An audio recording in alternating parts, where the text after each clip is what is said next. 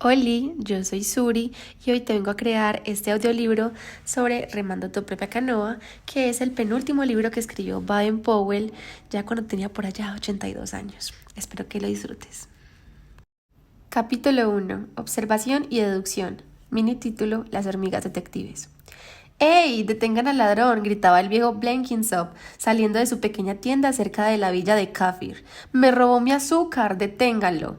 ¿Detener a quién? No se veía a nadie huir. ¿Quién lo robó?, preguntó el policía. No lo sé, pero falta una bolsa llena de azúcar y estaba aquí hace solo unos minutos.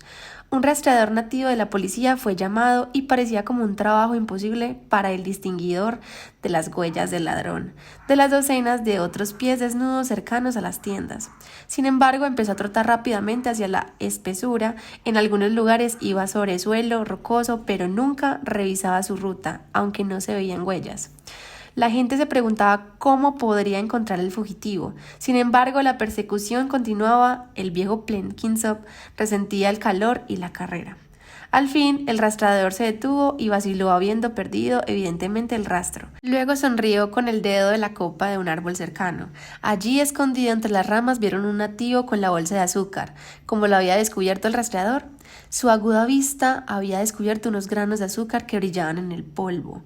La bolsa se salía, dejando un ligero rastro de estos granos. Siguió el rastro y cuando terminó la espesura, el rastreador notó una hilera de hormigas subiendo a un árbol. Iban tras el azúcar, y él también, y así entre todos descubrieron el ladrón. El viejo Blenkinsop estaba tan contento que rápidamente abrió la bolsa y derramó azúcar como recompensa para las hormigas. Espero que también habrá dado una palmada en el hombro al rastreador por su habilidad al usar sus ojos para ver los granos de azúcar y las hormigas, usando su imaginación para investigar qué las hormigas sabían el árbol. Cualquier persona que no fuera un rastreador nunca habría notado esos detalles. Ahí es donde entra el adiestramiento scout. Yo he conocido otro caso en que las hormigas fueron útiles. De hecho, no solo fueron útiles, sino salvaron la vida de varios hombres. Estos eran un grupo de científicos que excursionaban en los desiertos de Australia, buscando plantas raras y animales, reptiles e insectos. En el desierto se les acabó el agua. Durante horas vagaron locos de sed y débiles por el cansancio. Parecía que, como otros exploradores anteriores a ellos, parecían de cansancio y sed. Afortunadamente vieron a una pequeña nativa, le hicieron señas de que se morían de sed y que querían que les trajeran agua. Ella señaló una hilera de hormigas que subían a un árbol baobab. Este árbol tiene un gran tronco hueco que actúa como almacén de agua. La pequeña recogió una larga vara de pasto seco, trepó a un pequeño agujero al que entraban las hormigas, metió un extremo de la pajilla en él y el otro en su boca y aspiró. Así esta pequeñina del desierto enseñó a sus sabios caballeros un poco de sabiduría que con todos sus años de universidad no habían aprendido. Yo espero que si un scout hubiera estado con ellos habría sabido eso, o que con sus ojos e imaginación hubieran visto a las hormigas y adivinado por qué usaban el hoyo en el árbol. Capítulo 2. Autoeducación. ¿Cómo aprender geografía? Mini título: ¿Dónde está Kenia? La cocinera de la famosa obra de teatro Cavalcade le preguntaba a la gente ¿dónde está África? Cuando el cocinero no lo supo, preguntó al mayordomo qué había servido sobre soldado en la guerra de Sudáfrica. Él solo pudo explicar: no lo sé, pero cuando llegas hace un calor horrible.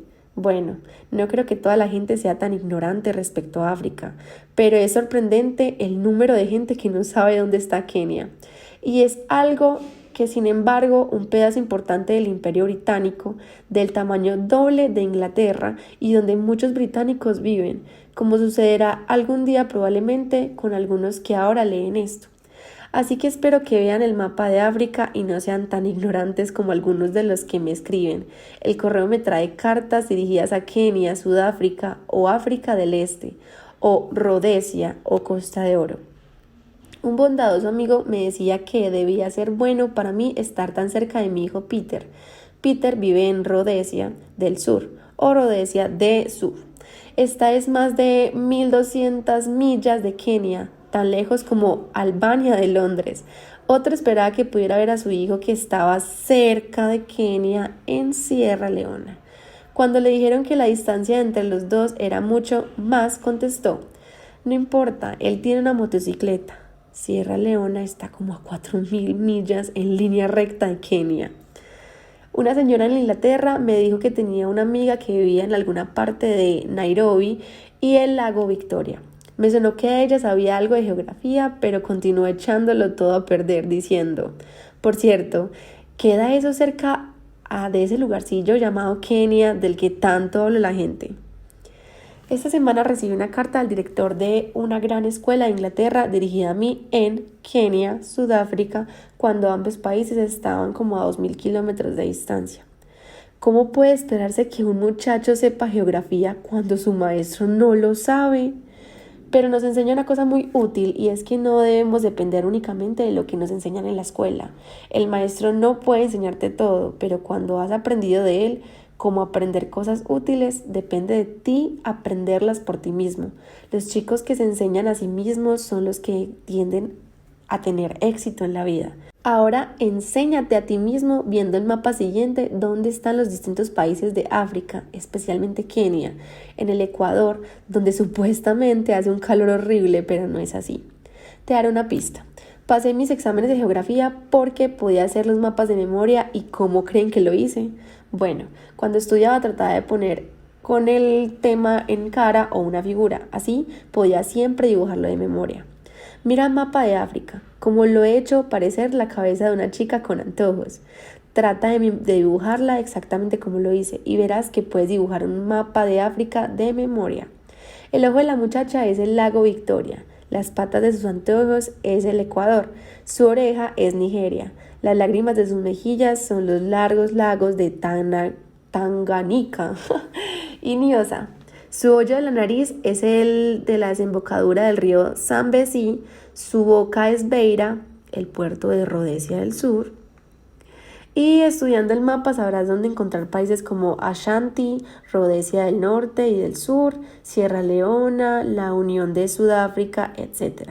Es una manera de enseñarte geografía a ti mismo, así que aprende tú sin esperar a que te lo enseñen. Título 3. No seas un asno ridículo. Mini título: Los astrólogos. Creo haber escrito antes de la sociedad SSA o Sociedad de Asnos Ridículos.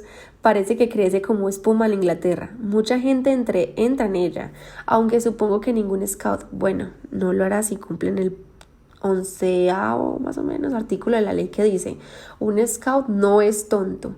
La gente a la que me refiero es aquella que cree que sus acciones o su suerte pueden ser anunciadas por las estrellas. Los vivales que les dicen que las estrellas anunciaban se llamaban astrólogos, un título sonoro y de altos vuelos, y algunos de ellos han estudiado astronomía, pero la mayoría son farsantes que inventan fábulas esperando que la gente les crea y les pague por su información. Es fácil ver cuál es la treta si preguntan a 2 o 3 astrólogos diferentes sus reportes acerca de ti, dando tu fecha de nacimiento. Cuando lleguen los reportes no habrán dos iguales. Uno dirá algo así: ya que naciste cuando el planeta Marte iba en ascenso, serás mordido por un perro el año que entra, pero te recuperarás.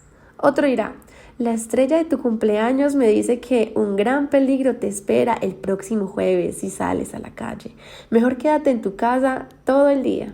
Y el tercero apuntará que porque naciste en ese día recibirás una enorme suma de dinero cuando menos te lo esperes. Los tres se parecen en algo. Ellos esperan sumas de dinero tuyo por la valiosa información que les han sacado a las estrellas para ti. Son muy astutos para hacer creer que la gente sus patrañas, especialmente a las viejecitas dulces y a los jóvenes que quieren sentirse diferentes que los demás. Estos se imaginan que son supersticiosos y tocan madera para no perder la suerte. No pasan por debajo de una escalera, no por miedo a que el pintor les tire pintura, sino porque les traería mala suerte. En cuanto al número 13, no duermen en una cabaña o cuarto de hotel con ese número en la puerta, no tienen miedo, ellos no. Tampoco se sientan 13 a la mesa, el primero en levantarse seguramente moriría en poco tiempo si lo hiciera. En lo personal, me gusta el número 13, en parte porque es el número de mi regimiento, el 13 de húsares, y muchas veces cenamos 13 en la mesa. Mientras estuvimos en el regimiento, tuvimos mucha suerte en cuanto a excesos. No, Eso es solo de gente débil mental que acepta estas ridiculeces, ideas supersticiosas. Un scout no lo hace si recuerda el 11º artículo. No seas tonto. Siguiente capítulo, capítulo 4, sentido común, mini título y cómo construir un puente.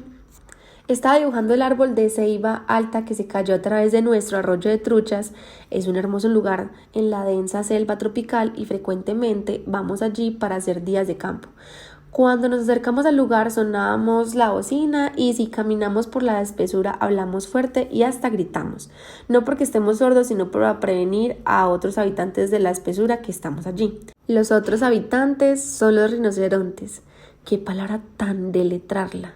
Que si son avisados, prefieren alejarse.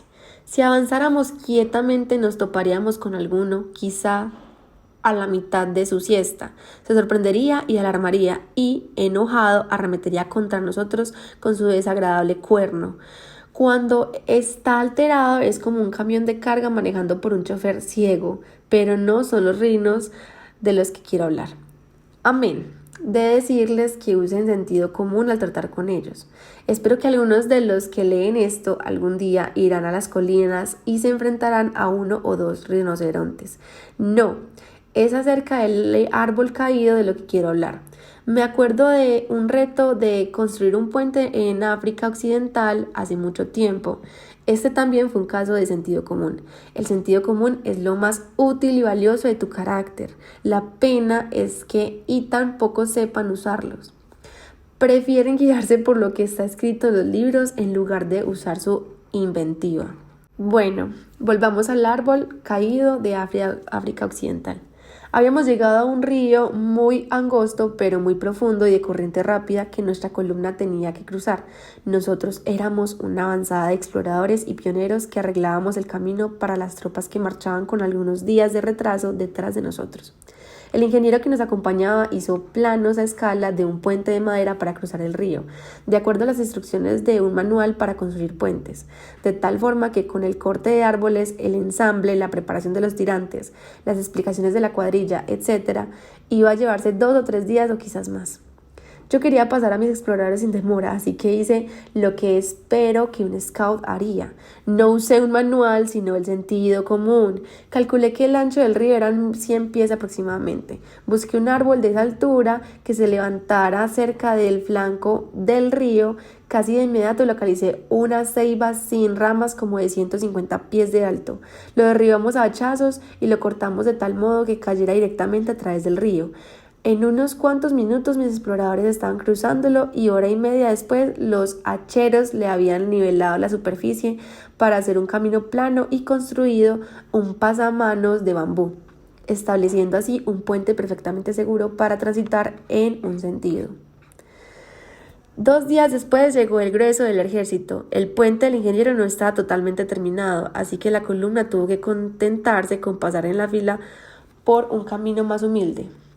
Unos cuantos meses después, la columna regresó de su expedición 1 o 2 días antes de llegar al río. En su marcha a casa hubo una tremenda tempestad. El río causó una inundación y un poderoso torrente arrastró el puente del ingeniero convirtiéndolo en 1000 pedazos. El agua pasó sobre el puente SC, pero cuando las aguas bajaron al siguiente día, ahí estaba nuestro viejo tronco, tan firme como siempre. Se tuvo que poner un pasamanos de nuevo, pero ese se hizo en unos cuantos minutos. Así que cuando llegó el ejército al siguiente día, estuvieron agradecidos de contar con nuestro humilde pero seguro método de cruzar. Capítulo 5. Inventiva. Mini título: Los pigmeos pioneros. Supón que tienes que cruzar un río hondo y profundo en el que nadan montones de cocodrilos hambrientos, pero hay árboles altos en ambas márgenes. ¿Cómo lo cruzarías? Tú dirías: corto un árbol y lo hago caer sobre el río para hacer un puente. Muy bien, lo mismo haría yo. Ya te conté cómo lo hice.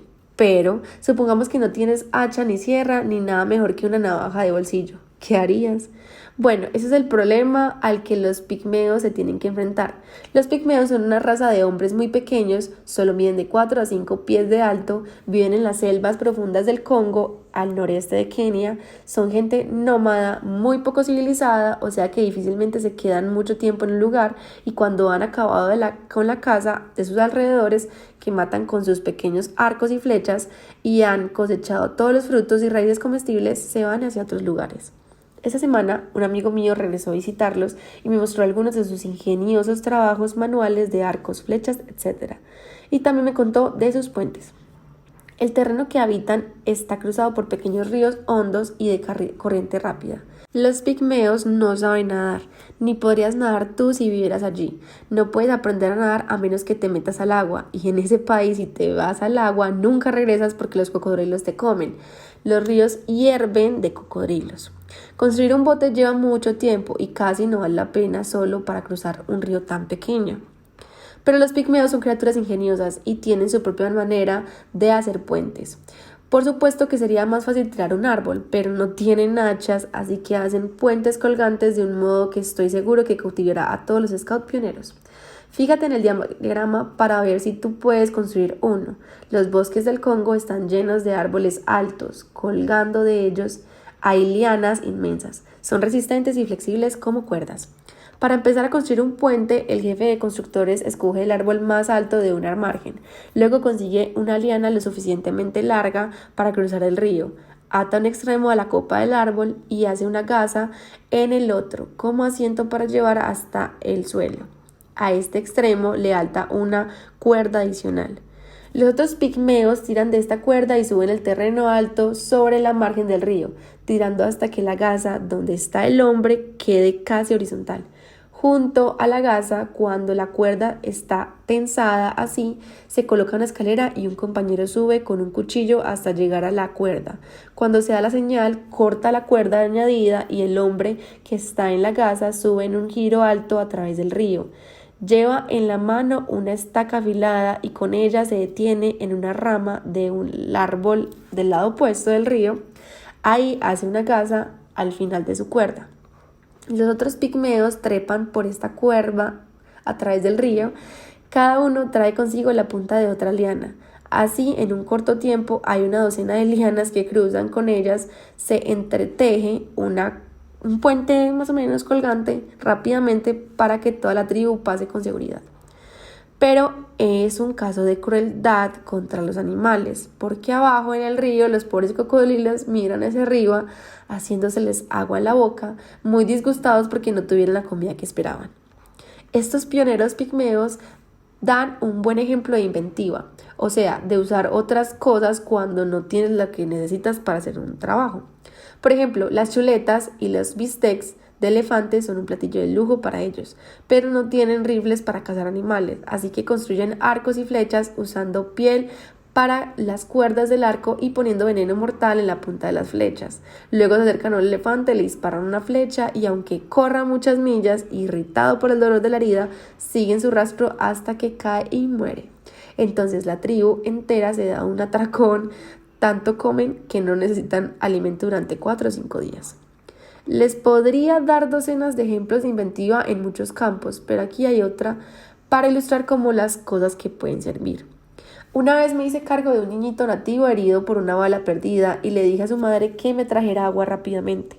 Ella corrió hacia un arroyo algo distante, pero como no tenía en qué traer el agua, tuvo la suficiente inventiva de llenarse la boca con agua y traérmela así. Resultó ser un sustituto muy útil para primeros auxilios, ya que el agua estaba tibia y ella podía chorreársela sobre la herida mientras que yo lo limpiaba con una pluma.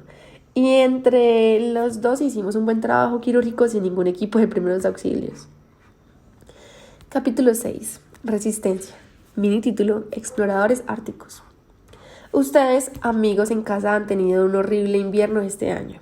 Aquí en Kenia es difícil imaginarse unas tormentas e inundaciones, su niebla y su lluvia, cuando a solo 4 días de vuelo nos deleitamos con el calor del sol, fresas y rosas.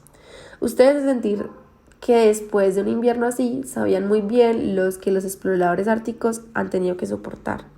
Nuestro barco Scout, el Discovery, debe haberse vuelto a sentir en su elemento otra vez y probablemente habrá soñado que regresaba a la Antártida en vez de estar anclado en el muelle de Támesis, en Londres.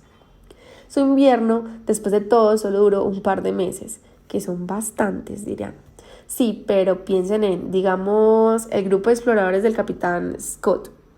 6 de ellos fueron a tierra en una isla con muy pocas provisiones, ya que el barco esperaba regresar pronto a recogerlos, pero las tormentas y el hielo lo impidieron, y ahí se quedaron 8 largos meses, en un clima amargamente frío, con solo pocas y focas, pingüinos de comer maravilloso. ¿Estaban descorazonados? No. Habían descubierto esa isla y le habían dado un nombre, pero todos los nombres que pensaron eran demasiado malos para aparecer impresos en un mapa. Una isla vecina se llamaba Isla Inaccesible, así que terminaron llamando a su isla Inexpresable, y así se ve en los mapas de hoy. La galerna y el viento soplaban casi todo el tiempo y ellos no estaban en una casa cómoda con mucha comida y fuego para mantenerlos calientes. ¿Se lo imaginan? Aún así, como verdaderos scouts, mantuvieron su moral alta y podían silbar y sonreír a pesar de las dificultades, como nosotros lo haríamos. La mitad del destacamento fue mandado a cazar y regresaron con 15 focas y 120 pingüinos que mantuvieron en el congelador, en el hielo, porque de abril a julio no se veían ni pájaros ni animales. La otra mitad del destacamento hizo su iglú. Cavaron un túnel de 10 yardas de largo en la nieve dura con una sala habitación al final. Y esta fue su casa durante 8 meses. Hicieron una alfombra gruesa o colchón de algas que cubría todo el piso y encontraron que con esto se mantenían calientes. La estufa DC, la cocina era un tonel viejo de aceite, el combustible grasa de foca y gasolina, y hasta que diseñaron una chimenea, el horno, que era más grasa y aceite que el humo, casi ahogaba al cocinero y a los habitantes del iglú. Entre otros accesorios inventados por esos scouts árticos estaba un bote cubriendo los lados de su trineo con losa empapada de aceite para impermeabilizarla. Era un buen botecito, pero con el clima difícil de esas latitudes no tuvieron mucha oportunidad de usarlo.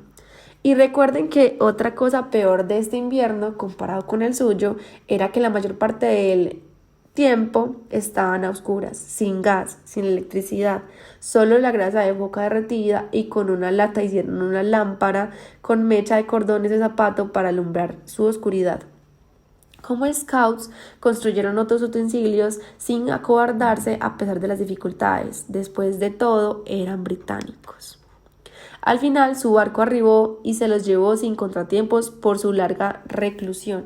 Los llevó de regreso a la civilización y al calor del sol. Así también ustedes saldrán pronto del frío y de la oscuridad del invierno y brillo del verano. Ya sea que su nube consista en dolor, pena o ansiedad, el brillo de la felicidad regresará si hacen lo mejor que pueden cuando hay tiempos malos. Capítulo 7. Cómo tener precisión. Mini título: La importancia del grueso de un cabello. Cuando era niño, en la escuela estuve en el cuerpo de cadetes. Era muy chico para eso, pero sabía tocar la corneta, así que empecé como corneta. Nunca me imaginé que llegaría a ser general, aunque de algún modo lo fui al final. Pero yo deseaba ser un cadete completo y tener un rifle propio. Cuando llegó ese tiempo feliz, me encariñé con mi rifle y hacía todo lo posible por apuntar bien. Bueno, apuntar bien. Como sabe cualquiera de ustedes que han practicado tirar con rifle, significa tomar la puntería más exacta para dar en el blanco. Si su mira se aparta del grueso de un cabello del centro del blanco, su bala quedará en un palmo de distancia. Algunos muchachos nunca tienen paciencia para practicar una y otra vez hasta que en sus ojos ven exactamente. Parece que lanzan su disparo con la idea de que el rifle le pondrá en su lugar. Y si no lo hace, bueno, es culpa del rifle si falla. ¿Recuerdan el escándalo que armé por tirarle a un hipopótamo hace tiempo? Cuando los nativos me llamaron Imhala Pansy, vigilé al viejo hipopótamo durante mucho tiempo esconderse bajo el agua, pero salir a respirar cada 2 minutos. Solo su nariz y sus orejas parecían en la superficie durante 2 segundos solamente, pero siempre en el mismo lugar. Tenía que atinarle al ojo. En cualquier otro lugar la bala chocaría contra su enorme y grueso cráneo sin lastimarlo. Mis nativos y los de Croal, vecinos, se morían de hambre, así que era de la mayor importancia que yo matara a ese hipopótamo y le diera la carne. No me atreví a arriesgar un tiro estando de pie cuando se asomara, así que me acosté de espaldas para tener mayor firmeza al tirar, e hice que se me despejaran el pasto del frente. Cuando el señor hipopótamo sacó la cabeza, apunté cuidadosamente en los 2 cortos segundos de que disponía a su ojo, y era un ojo preciso, pero no disparé. Mantuve la puntería lista en lugar de donde estaba su ojo. Cuando volví a subir, me aseguré que estaba derecho a su ojo, pero de nuevo no disparé. En el instante que apareció tercera vez, apreté el gatillo y en ese instante el hipopótamo murió. Así que los nativos me bautizaron como el hombre que se acuesta para disparar. O sea, el hombre que hace sus planes de antemano, apunta continuamente para conseguir qué quiere y dispara directamente. Pero el caso de ser capaz de tener precisión me puso en el camino muy útil de ser preciso en otras cosas. En algo en lo que me ayudó fue a empezar bien en el ejército. Ese era como el camino. Con muchos otros oficiales jóvenes me probaron para la medición. Si hay muchas cosas que debes saber en el ejército. Teníamos que tomar un ángulo con la brújula a un cierto punto y de allí a otro punto y de él a un tercero. Si lo hacías correctamente, este último punto debía llegar correctamente a donde empezamos. Pero hay que tener cuidado extremo al medir los ángulos. Si leías mal la brújula por el grueso de un cabello, fallarías al hacerlo. Solo uno de nuestro grupo había sido lo suficientemente preciso para tener éxito. ¿Y quién cree que era? Bueno, pues yo. Como resultado, y con unas buenas notas en otras materias, fui ascendido con paga retrospectiva de 2 años, con lo que pude comprarme el mejor caballo que he tenido. Todo esto gracias a observar hasta el grueso de un cabello. Aunque se trate de arrojar dardos o practicar con un rifle miniatura, una vez que has adquirido el hábito serás preciso y exacto en todas las cosas, exactamente a tiempo y puntual, impecable y exacto en tu ropa, preciso al mantener tus cuentas y los registros de tu oficina, exacto en tu trabajo de ingeniero, electricista, carpintero o cualquier clase de trabajo que desempeñes y preciso en todo lo que digas. Recuerda que la precisión te arrastrará al éxito cuando otros, menos cuidadosos, fallen. Practica la exactitud todo lo que puedas, hasta que sea un hábito en ti. Capítulo 8. Paciencia. Mi título: No vayas demasiado a prisa. El cazar animales salvajes con una cámara es mejor deporte que matarlos con un rifle. Por una parte tienes que acercarte más a ellos y eso significa un acecho más cuidadoso e inteligente. Y por supuesto, cuando estás tratando con animales peligrosos es un poco más espeluznante y emocionante. Hay 2 clases de acechadores. El europeo está generalmente más impaciente de obtener su pieza. Acecha deprisa y consecuentemente alarma a su animal antes de que pueda acercarse o cumplir su propósito. Un fotógrafo necesita docenas de intentos antes de obtener una buena fotografía. El cazador nativo, por otro lado, se arrastrará y se congelará parado o se acostará inmóvil durante horas, durante un día si es necesario, pero sigue y sigue. Su gran arma es la paciencia y con paciencia obtiene el éxito. Como un pescador, ves una figura encorvada, sentada en un bote, horas tras horas, llueva o truene, o apoyado en manos y rodillas tirar una mosca a un pez sin ser visto por este.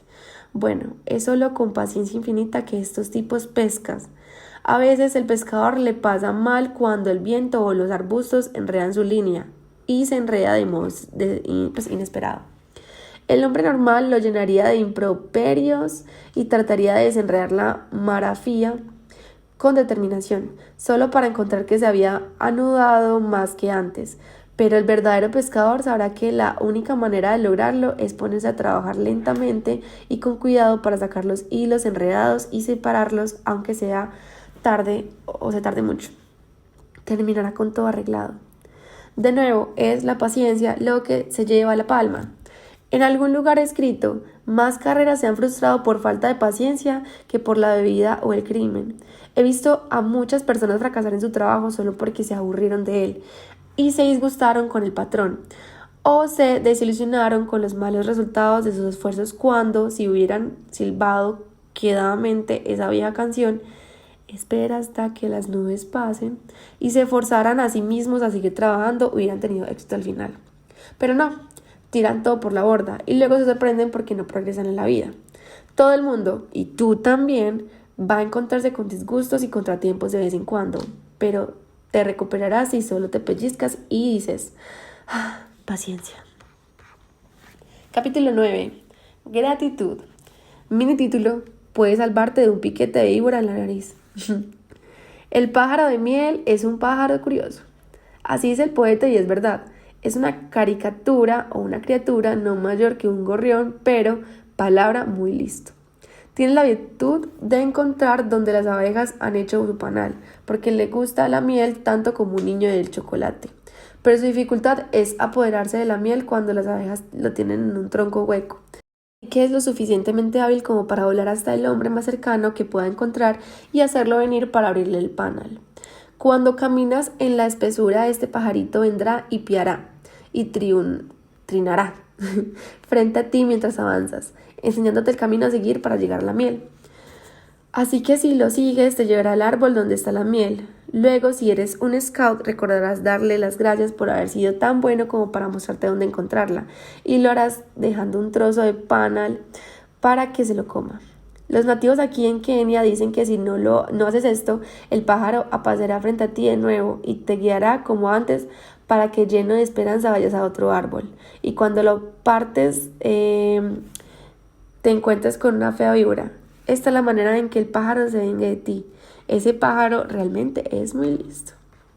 Esto te enseña que si un pájaro espera que le agradezcas su bondad, cuánto más esperarán los demás que se los agradezcas cuando tratan de hacerte una buena acción. Solo que no debes hacer esto por miedo de que una víbora salte y te pique la nariz. Por cierto, ustedes son especialistas en primeros auxilios. ¿Qué habrían con un compañero que fue picado por una cobra en la punta de la nariz? Sino que deberías agradecerlo simplemente porque es lo correcto. La ley Scout dice, el Scout es cortés. Todo Scout sabe las órdenes para acampar y que cuando quitas un campamento hay dos cosas que debes de dejar. Lo primero es nada. Lo segundo, tu gratitud. Gracias a Dios por lo que te divertiste y gracias al dueño del terreno que te permitió usarlo. Capítulo 10. Cortesía. Mini título: como lo muestran los conductores. Hablando de cortesía, me dio un gusto ver el otro día que un turista alemán en Inglaterra había escrito para decir que agradablemente sorprendido estaba de haber encontrado que los conductores en nuestro país eran en general más educados entre sí que en su propio país, que había visitado. La mayoría de los conductores ingleses conducen sus vehículos con un espíritu bien intencionado de dar y recibir mutuamente en vez de correr y presionar o egoístamente dejar fuera a otro compañero. El resultado de esta buena práctica es que tenemos menos accidentes y el trabajo de la policía de tránsito ha disminuido. Él mencionó como ejemplo la multitud de carros reunidos en una reunión de Brooklands. Pensó que habría una confusión enorme cuando todos trataran de salir al fin del espectáculo, pero se asombró al ver que todo se desarrolló tranquilamente, sin gritos, sin empujones o malas palabras, todo el mundo tomando su lugar en silencio. Lo que especialmente lo impresionó fue el número reducido de policías presentes para regular el tránsito. Él decía que en su país tendrían que haber 50 policías donde aquí hay uno, todo decidido y debido a la cortesía entre los conductores que en gran modo regula el tránsito. Durante mucho tiempo los ciclistas fueron un peligro, no solo para los conductores sino para ellos mismos. Se apoderaban del camino más de lo que necesitaban y esperaban que los conductores les dieran el paso, y lo que era más difícil, verlos en la oscuridad cuando solo llevaban un pequeño reflector en la salpicadera trasera. Ahora eso ha cambiado y lo mismo sucede con el espíritu de la camaradería con los conductores, que ha crecido, estando ahora en buenos términos. Cuando antes la situación era tensa, la buena naturaleza y la cortesía triunfaron. Me he dado cuenta que los peatones se apropian de las carreteras para usarla a su árbitro.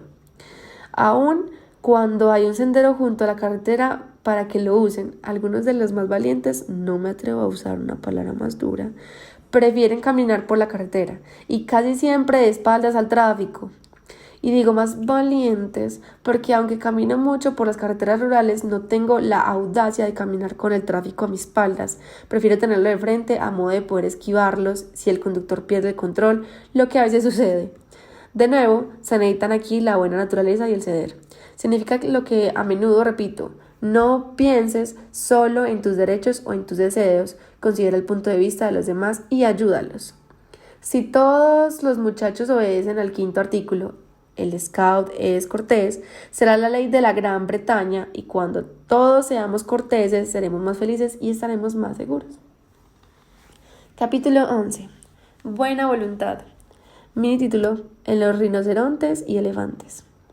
Hiri es un pequeño animal salvaje y nervioso por naturaleza que ha sido totalmente domesticado por mi esposa para ser un animal doméstico feliz en nuestra casa. El irax es, como he dicho en otra parte, considerado por los científicos como emparentado con el elefante y el rinoceronte, aunque se le parece tanto como un Boy Scout a mi bota, excepto quizás cuando es un niño muy feo.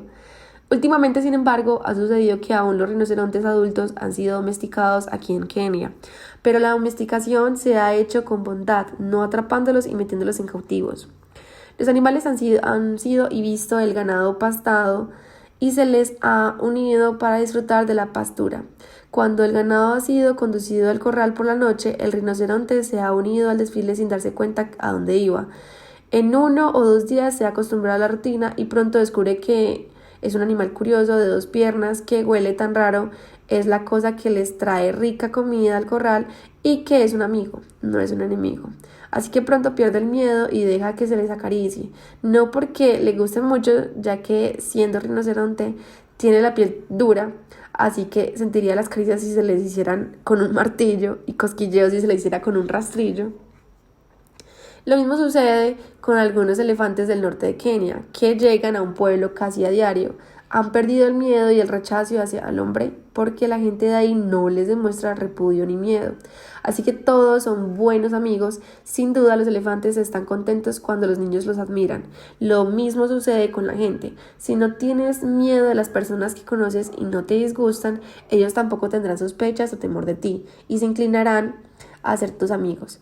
Eso es lo que los scouts encuentran en los jamborees internacionales, cuando se reúnen con miles de scouts en otros países, siendo hermanos scouts, no tienen temores y pronto son buenos amigos. ¿Por qué razón no pueden las naciones hacer lo mismo? Algunas veces alguien tratará de discutir contigo para pelear, pero antes de enojarte con él, trata de ver el problema desde su punto de vista, tanto como el del tuyo propio, y probablemente verás que tienen alguna excusa para lo que dicen. Tu patrón, por ejemplo, o el supervisor pueden regañarte por llegar tarde o por cometer un error estúpido. Bueno, no te enojes con él. Piensa en lo que harías si estuvieras en su lugar y tuvieras que corregir a un empleado que estaba alterando el trabajo por llegar tarde o ser descuidado. Entenderás su razón para ser tan quisquilloso. Siempre trata de ver el punto de vista de los otros antes de discutir o de pelear. Y 99 de 100 veces acabarás de buen términos con él. Nunca te preocupes si tu supervisor te maldice. El maldecir es una debilidad que algunos hombres se toleran cuando no tienen un carácter suficientemente fuerte para controlar su temperamento. Algunas veces son admirados por mostrar esta habilidad. El escritor irlandés Don Byrne dice: un caballo que no sosea, un hombre que no jura o un huevo sin sal merecen el revés de mi mano.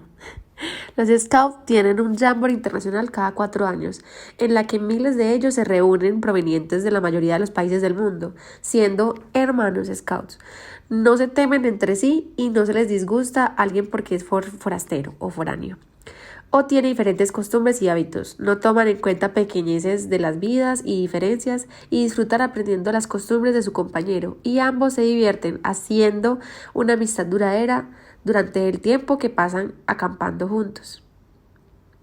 Si los muchachos pueden hacer esto en todos los países, ¿por qué los hombres no pueden hacerlo también en vez de tener sospechas o envidia de sus vecinos y estar listos para ir a la guerra en su contra? Creo que sería una buena cosa si ahogáramos a todos los hombres y dejáramos que los muchachos rigieran el mundo. Deberíamos tener un mundo alegre, de buena voluntad y amistad. Capítulo 12. Honor. Mini título: Golpear la cabra. La tribu Kikuyu Tiene un modo curioso de cerrar un trato, que se significa por un mal rato a una cabra. Los hombres que van a hacer el trato se reúnen y una cabra con las patas amarradas se coloca en el centro. Cada hombre lleva una vara y cuando opina tira su vara cerca de la cabra. Al final el jefe se preside, toma la vara de cada uno de los que habló y repite brevemente lo que cada uno dijo y luego golpea a la cabra con la vara. Su alocución sería algo como esto. Coco Bu, cuya vara sostengo, se ha quejado de que las cabras de cara de ciruela pastan en su terreno. Aquí golpea a la cabra. Cara de ciruela promete que no sucederá en el futuro. Y otro golpe a la cabra. Semibumpo, cuya vara sostengo, se queja de que tanto Cocubo como cara de ciruela usan su arroyo para abrevar sus cabras y luego las sueltan en su pastura. Pero como prometen no dejarlas vagar, está de acuerdo en que usen su agua. ¡Pam! Así que caballeros, así es esto. Han hecho su promesa y confiamos en que la cumplan. Esta disputa ha terminado para siempre. Está tan muerta como esta cabra. Con esto le da a la pobre bestia el golpe final en la cabeza que lo mata. Siendo la cabra un animal casi sagrado, ninguno de los presentes se atrevería a romper su promesa. Es como confiar en el honor de un scout. Me alegra decir, sin embargo, que la bondad hacia los animales ha triunfado y ya no se golpea a la cabra. Pero algunas veces me pregunto lo que sucederá si la cabra hubiera brincado de pronto y dicho, basta de golpes, ya me cansé, ahora me toca a mí, así que fuera. ¿Se hubieran apegado a su promesa los contendientes? Creo que no. Los Kikuyo no saben lo que es honor. No existe una palabra en su idioma que signifique honor. Y hay varias otras naciones más civilizadas que los Kikuyo que no han aprendido a practicar su honor. Así cuando hacen pactos o tratos, no tienen una cabra a quien golpear de los que ligue o los haga cumplir sus promesas. Y no se puede confiar en lo que harán. Pero un británico es conocido en el mundo entero como persona honorable. La palabra de un inglés es tan buena como su confianza. Es un dicho que significa que si él dio su palabra, puedes apostar su cabeza de que lo hará, con tanta seguridad como si te hubiera dado su promesa escrita. Cuando un español quiere decir que habla con toda verdad, así como nosotros decimos real y verdaderamente, o palabra scout, él dice palabra en inglés. Capítulo 13. Mantener la serenidad. Mini título, cuando los rinocerontes galopan. En un tranvía de Belfast vi el siguiente aviso para los pasajeros. Prohibido escupir. Cualquiera que lo haga será acreedor al desprecio y disgusto de los pasajeros. El desprecio y disgusto de los compañeros es un castigo muy severo, pero hay algunas veces que los visitantes a Kenia incurren a él. Personas que salen de vehículos de motor a cobrar presas mayores y leones en vez de acecharlos como deportivamente se debe hacer. Un hombre escribía que en el periódico defendiendo a estos héroes de vehículos de motor, diciendo que para los ancianos y enfermos del corazón de vehículo es necesario. Yo pienso que es más necesario que se queden en casa, pero no hay muchos deportistas en esta clase ahora. Menos gente viene a Kenia a disparar con rifle, más vienen a disparar con su cámara y esos son en realidad mejores deportistas porque es mucho más fácil acechar lo suficientemente cerca a un animal para tomarle una foto que disparar con un rifle desde alguna distancia. El camarógrafo, como ser un buen acechador, especialmente tranquilo y afortunado, espanta al trabajar cerca de un animal salvaje y posiblemente agresivo. Frecuentemente, si el animal sospecha, hay que decidir entre quedarse quieto o correr. A veces lo mejor es quedarse quieto, si tienes el valor suficiente para hacerlo. Más de uno ha corrido cuando un elefante avanza sobre él con las orejas abanicando y la trompa levantada. Otros se han atrevido a enfrentarse a tal amenaza. Encontraron que el elefante solo quería saber quién estaba allí, ya que es un miope y tan pronto como averiguó que se trataba de un hombre, ha dado marcha atrás con ganas de alejarse de tan desagradable criatura. Pero se necesita valor de parte del hombre para enfrentarse a una criatura que puede ser aún más desagradable si se le propone. Esta clase de valor se obtiene con la práctica, especialmente si desde niño empiezas a controlarte. Un soldado se excusaba por haber corrido una batalla diciendo que sus piernas lo llevaban contra lo que él deseaba. Bueno, tienes que controlar tus piernas cuando tienes la tentación de alejarte del peligro. Tienes que forzarte a enfrentarlo. Lo mismo sucede cuando hay pánico y otras gentes pierden la cabeza y se excitan.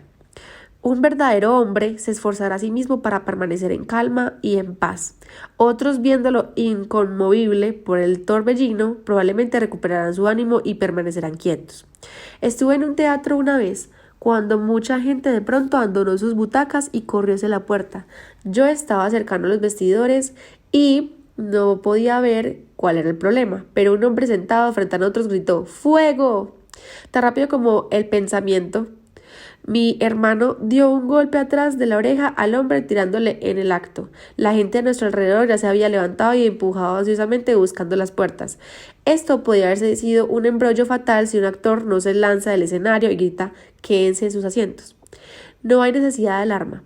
No hay fuego. Es solo un elefante que debía salir en el siguiente acto que ha metido la cabeza en la puerta equivocada al fondo del foso. ¿Ven qué daño fatal puede hacer un hombre no teniendo control sobre sí mismo y cómo puede salvar la situación manteniendo la serenidad? El autocontrol también significa el refrenar la cólera cuando te enfrentas a un adversario iracundo. El que se mantiene sereno gana. Cuando dos chinos pelean, se maldicen uno al otro poniéndose apodos hasta que uno, finalmente, pierde la calma y golpea al otro. Esto quiere decir que ha perdido la pelea porque ha terminado la sarta de insultos. El hombre que se abstiene de pegar durante más largo tiempo se considera ganador. He aquí una parodia del poema Sí, de Rudyard Kipling. Si puedes congelarte sin señal de temor y ver rinocerontes galopar alrededor, o enfrentarte a elefantes cuyas trompas y orejas pondrían casi a todos a temblar como ovejas, si mantienes la calma y puedes reír cuando algún buscabullas te quiere herir, si mantienes tu ley en las buenas y malas cuando otros te tiendan como caminos de faltas, si puedes estar firme si corren los demás, será más que un scout, serás un hombre, hijo mío. Capítulo 14. Valor. Mini título de los leones y cazadores de leones. A ustedes conocen la frase fiero como un león, pero nunca oímos decir fiero como un cazador de leones. Aunque el valor de algunos cazadores nativos es difícil de superar, te dije en el capítulo anterior como si eres un buen acechador y tienes audacia, te mantendrías firme cuando un animal salvaje venga hacia ti, ya que puede ser no solo para verte bien, sino también para atacarte. La dificultad está en saber a qué viene. Así que necesitas también ser un buen corredor o trepador de árboles por si acaso. Un gran amigo mío resolvía esto a su manera. Era un cazador zulú y rastreábamos juntos un león, siguiendo sus huellas. Esto nos llevó a una espesura de arbustos espinosos, muy semejantes a las matas de frambuesas de Inglaterra, donde los animales habían hecho túneles para esconderse. Mi idea era esperar afuera y vigilar la salida del señor del león, pero un pula pensaba diferente. Su plan, que me explicó cuidadosamente, era que ambos entráramos y sacáramos al león muerto. Si era posible, por supuesto. Sí, un pula. Esto está muy bueno, pero ¿cómo? Bueno, usted arrastra en 4 pies con su rifle listo y yo lo sigo de cerca. Cuando vea al león, apunte bajo de modo que su bala, si no lo hiere, levante tal nube de polvo que le impida ver. Bien, cuando nos balanceemos. Yo protegeré a ambos con mi gran escudo, y cuando salte sobre nosotros, lo heriré en la panza con mi asagui. Y ese será el final del señor león. Muy fácil, ¿ve? Sí, sí, muy fácil. Pero tenía una pequeña duda sobre si no era igualmente fácil para el león. Cuando viera a los hombres bamboleándose sobre su panza, en la espesura, saltarle sobre ellos y hacerlos pedazos, la verdad no me gustaba nunca nada la idea de un pula. Pero aunque estés en un predicamento no debes mostrarlo. Entonces es tiempo de silbar y sonreír. Así es que esbocé una forzada sonrisa y con rodillas y manos me arrastré por el negro agujero de matorral. Ciertamente me animó el hecho de que un pula me seguía con su escudo cubriéndome como un techo. Esto, aunado a la evidente astucia y valor del hombre, hizo nacer una chispa de confianza en mí, así que me encontré yendo hacia adelante con la emoción de la aventura. Así seguimos serpenteándonos por el oscuro túnel con sus múltiples salidas laterales, cualquiera de las cuales podía ser un escondite de león. Seguimos arrastrándonos, yo iba con el corazón en la boca hasta que vimos un destello de luz y pronto la abertura del túnel que nos llevaba a una desembocadura. Todo bien, sonó en mi corazón mientras mi lengua me le decía a un pula, qué pena, se nos escapó. Pero el hombre no tenía sentido del peligro. Algunas gentes nacen así, la mayoría de nosotros no. Pero los más valientes de todos son los que, sintiéndose temerosos, conquistan su miedo y no permiten que los demás lo noten. Al hacerlo, así inspiras valor a los que te rodean, quienes quizás no estén muy contentos. Aquí en Kenia, a los jóvenes de la tribu Masái, como a las otras tribus, se les enseña a ser valientes aún a costa de sus vidas. Quisiera que tuviéramos esa enseñanza para los scouts, aunque debo decir que muchos han mostrado que tienen el valor sin necesidad de que se les enseñe. La escuela de Masái es, de hecho, una cacería de leones. Un grupo completo sale armado, cada uno sale con una assegai y un escudo. Cuando encuentran un león, los cazadores forman un círculo amplio alrededor de él y se acercan gradualmente. El león intenta salir en varias direcciones, pero siempre encuentra su salida cortada por una barrera de hombres que avanzan hacia él. El círculo se acerca más y más hasta que los guerreros están casi hombro con hombro. Al fin del león ve que su única oportunidad es descargar y romper el cerco. Se lanza hacia el hombre más cercano y posiblemente lo tira con su peso y lastima a uno o dos más con sus garras, pero los otros lo hieren con sus lanzas en efecto letal. El primer hombre que se hiera al león recibe su melena para usarla como un adorno distintivo en la cabeza. Esto es considerado tan gran honor como la cruz de bronce de los scouts, que todos están ansiosos por ser el primero en atacar al animal. Consecuentemente, antes de que el león ataque, es atacado por los guerreros que lo hieren, aún a riesgo de ser muertos o gravemente heridos en el intento. ¡Qué buena escuela es esa! Capítulo 15. Cómo mantener la barbilla alta. Mini título: Valor contra las adversidades. Un jabalí llegó al confín del bosque y miró hacia la llanura. Su esposa y sus chiquitines habían llegado corriendo para decirle que había un hombre bestia humana ahí cabalgando un caballo y que les habían asustado mucho. Papá jabalí miró bien y pudo ver a media milla al hombre cabalgando y mirando de una manera insolente y soberbia. Se dijo a sí mismo: no me importa que ese sujeto lleve uno de estos tubos que hacen ruido o matan, o una lanza que hiera. Voy a enseñarle a no espantar a las mujeres y los niños. Y trotó en dirección del incauto jinete. ¿Sabes? Lo vi con mis propios ojos. En un rato aumentaba su paso a galope con las ojeras levantadas y una mirada maligna. Luego, cuando llegó a unas 100 yardas, empezó a galopar rápidamente y cargó de frente contra su adversario, sin medir el peligro que significaba para él. Unos momentos después, aunado a su gruñido, hubo un choque cuando cargó con su peso hacia arriba, desde abajo del caballo, y un grito del hombre cuando él y su montura cayeron de cabeza y se golpearon contra el piso. El viejo jabalí los miró un instante y luego regresó trotando tranquilamente a su escondrijo, campeando la cabeza de lado a lado mientras se decía a sí mismo: eso le servirá de lección. Qué valiente guerrero. Podía haber permanecido escondido en su jungla cuando salió del enemigo, pero por su caballeroso y deseo de proteger a las mujeres y los niños, salió a enfrentar valientemente al peligro, aunque pudiera significar su muerte. Esa es una lección de valor y sacrificio propio. Te podría contar decenas de casos como este del valor de los animales salvajes de muchas clases. Si los animales muestran valor, cuando más depende de cada hombre mostrarlo. Hay tantos modos por los cuales los muchachos pueden cruzar valor y mostrarlo, y me alegra saber que en los Scouts muchos cientos de muchachos han ganado la cruz de bronce por heroísmo y la cruz de plata por salvar vidas con riesgo de la propia seguridad suya. Hay también otra clase de valor para el que tenemos la cruz de bronce, la condecoración Cornwell, para el valor al soportar el dolor. Se le dio ese nombre por Roy Cornwell, de la Real Marina, que en la batalla de Jutlandia, en la Gran Guerra, se mantuvo en su puesto a pesar de estar seriamente herido. Después murió a consecuencia de sus heridas, pero a pesar de que podía haberse marchado a la enfermería, pensó en su deber era soportar el dolor y seguir con su cañón antes de pensar en sí mismo. Ese fue verdaderamente un valor scout. Pero el valor se necesita más para la vida diaria. Supón que trabajas en una fábrica o oficina. día tras día en un trabajo que no te interesa. Se necesita valor para seguir ahí. No consideres solo tus sentimientos. Recuerda que tu trabajo, aunque sea una esclavitud para ti, ayuda a tu empresa a seguir adelante. Está produciendo algo de valor para otros, posiblemente para la nación, y también te da dinero con el que puedes ayudar a tu familia. Así que ármate de valor y sigue adelante. No puedo entrar aquí con los cientos de formas de valor que se pueden practicarse, pero el mayor ejemplo lo tenemos en Cristo. Él sabía que si seguía en su trabajo de salvar almas, sería cruelmente crucificado, pero nunca flaqueó. Él puso su valor y su deber delante y su persona en segundo lugar, y con valor sublime enfrentó su sacrificio por el bien de los demás. Capítulo 16. Humor. Mini título: Una lección de Algernon. Cuando era un joven respetable, lo que sucedió hace muchos años, me gustaba actuar en el teatro.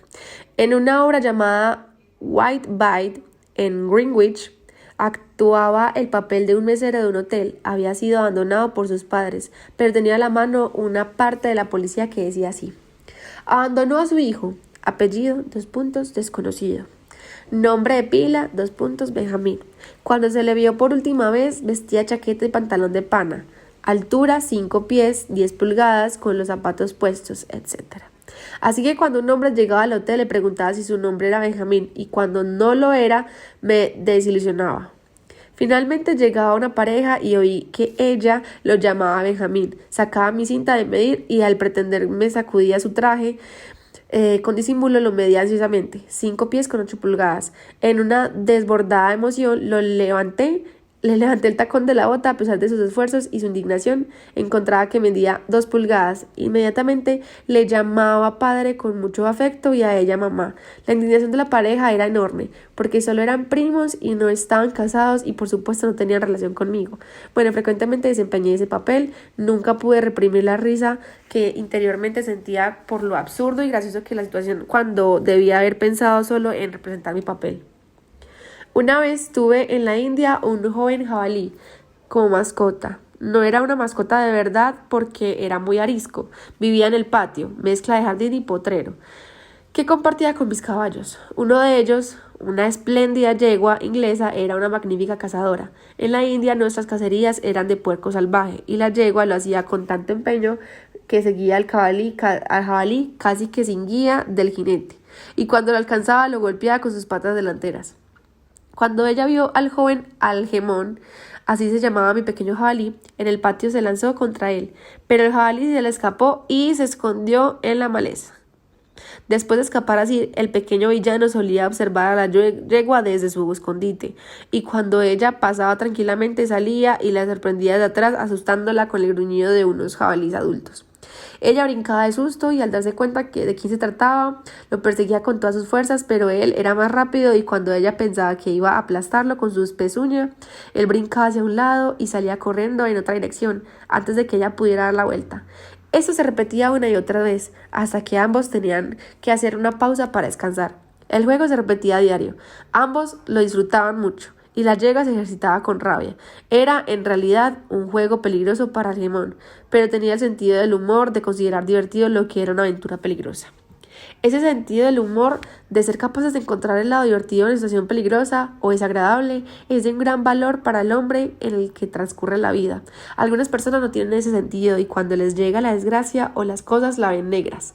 No tienen un rayo de sol que les alumbre su oscuridad. En cambio, el que se ha acostumbrado a ver el lado cómico de todo puede pasar por dificultades y peligros con el corazón alegre. Y lo que es más, puede ser un rayo de esperanza y confianza a lo que los rodean. Capítulo 17. No te escondas. Mini título: Tendrás que vivir en un agujero. Ya te he contado cómo las avestruces caminan muy orgullosas y sintiéndose superiores a otras aves, pero como dijo la señora Oryx, lo único que logran es verse ridículas, y eso exactamente es lo que las otras aves piensan de ellas. Por eso, cuando el jefe avestruz dijo que sería el rey de los pájaros, estos respondieron que nadie podía proclamarse su rey. El rey debía ser elegido y acordado que el ave que pudiera volar más alto sería el rey. Así que empezaron a tener competencias de vuelo y el avestruz, que quería ser rey, no podía volar más alto de lo que podía saltar. Y eso no es mucho. Nuestro feo amigo el señor buitre se elevó al cielo sintiéndose seguro de que nadie podía subir más alto que él y se fue arriba, por encima de los alandras y otros pájaros que vuelan alto. Y cuando no pudo ver a otros pájaros gritó: ¡Hurra! He volado a lo más alto. No es cierto, gritó la vocecita de un pajarito africano llamado Tik-Tiki. El buitre no conocía a Tik-Tiki y este se había colgado de una pluma debajo de su ala cuando emprendió el vuelo y así fue llevado cuando el buitre ascendió. Ahora que el buitre había alcanzado las alturas, Tik-Tiki salió y voló sobre él diciendo: «Soy el rey de los pájaros». «No lo creas», gritó el buitre elevándose más, sin darse cuenta que Tik-Tiki se había posado en su espalda. Cuando llegó más alto y dejó de ascender, salió Tik-Tiki de nuevo y voló 1 o 2 pies más arriba de él gritando: «Soy el rey de los pájaros». Esto sucedió 2 o 3 veces hasta que el buitre se cansó tanto que no pudo elevarse más y se rindió. Así, Tik-Tiki proclamó que él había roto el récord de volar alto y debía ser el rey de los pájaros. Pero el buitre estaba tan enojado con él que decidió matarlo. Tik-Tiki se enteró e hizo su palacio en una madriguera de conejo.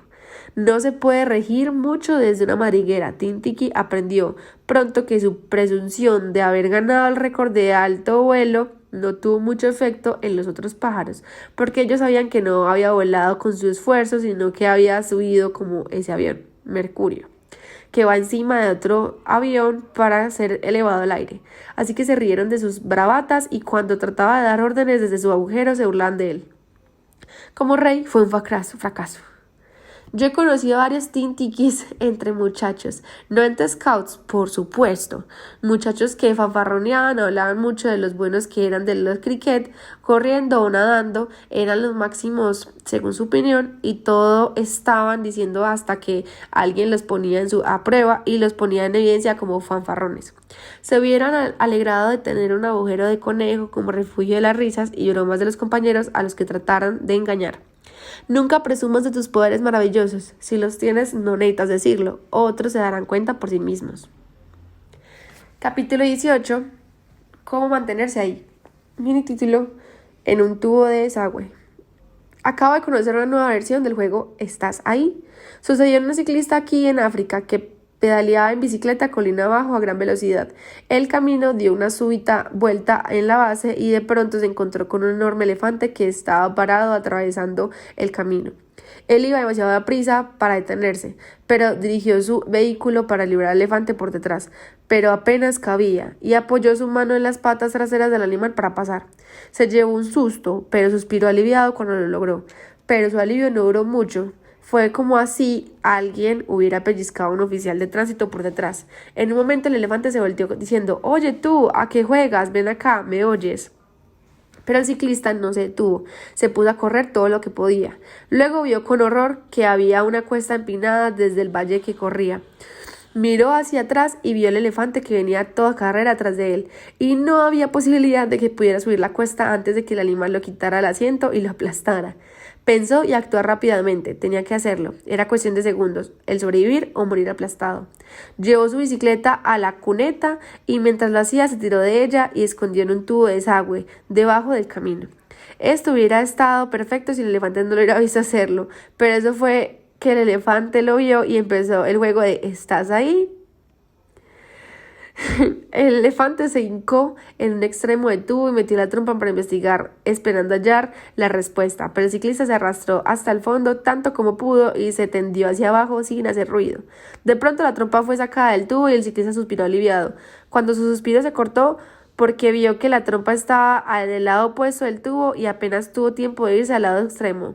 Y así siguió el juego hacia adelante y hacia atrás. ¿Estás ahí? Repitiéndose de un extremo a otro. El juego fue tan popular como el elefante que habría seguido hasta hoy de no ser porque era un trabajo pesado y el elefante se fue a tomar agua. Cuando regresó, siguió con el juego y pasó algún tiempo hasta que se dio cuenta que la bicicleta no estaba al lado del camino ni el ciclista seguía jugando en el tubo. Capítulo 19. ¿Cómo estar en forma? Mi título: Lecciones de los hombres y animales. La danza Kikuyu acabó de ver algo que había deseado ver hace mucho tiempo. una danza de los hombres jóvenes de la tribu Kikuyu, en su traje de gala. Te dije hace algún tiempo cómo los muchachos de esta tribu tienen que pasar un examen muy severo para ser considerados hombres de la tribu. Hace algunos años, en 1896 a 1900, para ser exactos, antes de que los ingleses colonizaran el territorio y les dieran protección a los Kikuyu, estos tenían que pelear contra las tribus vecinas del Masái y los Nandis, que eran guerreros y vivían asolando a los otros. Así, aunque los Kikuyu eran capaces de cultivar alimentos, tenían que entrenarse para ser fuertes y activos y así proteger sus hogares y cosechas de los atacantes. Era en cierto modo como nos pasa ahora en Inglaterra, cuando países vecinos son belicosos y amenazan invadir nuestros territorios más prósperos y pacíficos. Nosotros también tenemos que entrenarnos y practicar el lema Scout, siempre listos para protegernos. Aunque los Kikuyu no necesiten prepararse para la guerra, ahora están protegidos por nosotros. Todavía mantienen sus danzas y otras prácticas para convertir a sus muchachos en hombres sanos, fuertes y activos, útiles en la paz para hacerlos prósperos para su país.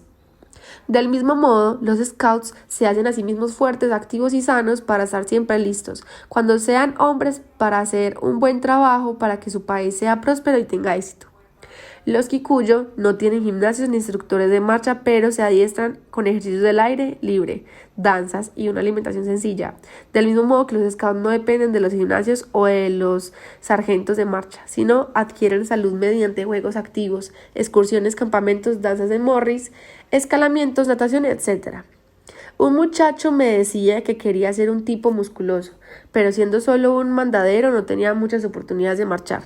Le dije que la marcha no era necesaria. Como mandadero tenía la mejor oportunidad de fortalecerse y ser saludable porque su trabajo requiere mucha actividad al aire libre y ejercicio. Pero cuando camines no debes hacerlo deslizándote sin sentido, sino erguirte, sacar las costillas y el pecho y endurecer los músculos de las piernas. Juega juegos activos como fútbol, carreras, salto, natación y excursionismo, especialmente escalamiento. Con esta clase de ejercicios tus músculos crecen rápidamente, siempre que tengas constancia. En poco tiempo verás que tu cuerpo se llena y tienes esa sensación de agradable de nunca estar cansado, sino listo para cualquier trabajo pesado. Hay otra manera de verlo. Recuerda que Dios te ha prestado tu cuerpo durante tu vida y depende de ti el hacer buen uso de él. Hazlo tan perfecto como puedas, proporcionándole suficiente aire, puro ejercicio, buena alimentación y limpieza. Piensa en esto como parte de tus deberes para con Dios y practícalo diariamente. Así estarás sano y feliz y también lo suficientemente saludable para ser útil a otros. Para la ceremonia de pasar sus pruebas de virilidad, una de las cuales de esta danza, los muchachos Kikuyu se pintan las caras de blanco y en las piernas rayas blancas. Usan una camisa blanca con cinturón y un collar de piel de mono, capuchino blanco y negro.